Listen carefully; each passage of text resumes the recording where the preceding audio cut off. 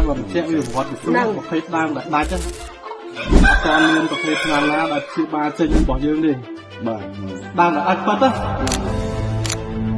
ឥឡូវមកសានេះដូចជាវិញបងថាដូចជាមានបានប្លុក3ប្លុកដែរ3វេនឥឡូវវេនណា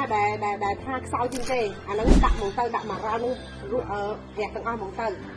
បើមានជំងឺយើងចាប់ផ្ដើមជាបាហើយបងព្រោះនេះវារដូវកាលទេទៅអញ្ចឹងយើងបិទមុខវាបិទមុខជ័រហើយយើងបាញ់ជាបាដល់ពេលយើងបើកវិញវាធ្វើឲ្យគ្រាប់ទៅស៊ូយើងហ្នឹងណាអាចជ័រហ្នឹងវាមានគ្រាប់ជ័រឡើងវិញហើយវាមានជំងឺទៀត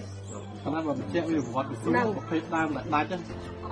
អត់មានប្រភេទណាណាដែលជាបាចេញរបស់យើងទេបាទដើមដាច់ប៉ិតណារីសានេះវាដាច់យូរគឺដាច់យូរមួយប៉ុណ្ណឹងដាច់ហ្នឹងយូរបាទចឹងបាននឹងផលិតផលវិសេ SN ហ្នឹងមកចង់សាកបងមើលតើវាបានផលិតផលបានប៉ុណ្ណាបើថាល្អគឺខ្ញុំមិនដឹងហ្នឹងហើយព្រោះអីដំបូងឡើយខ្ញុំបានសាក់មួយមេកាដែរអាប្លុកយើងខាងមុខហ្នឹងណាវាកៀងជាប់4ឆ្នាំហើយវាមានជំងឺផេះសបកទៀតដល់ហើយយើងព្យាបាលបានហើយឬមេកាគាត់និយាយមិនថាបានទាំងអស់ឥឡូវនៅអារះខាងក្រោយកៀងហ្នឹងគឺមកវិញទាំងអស់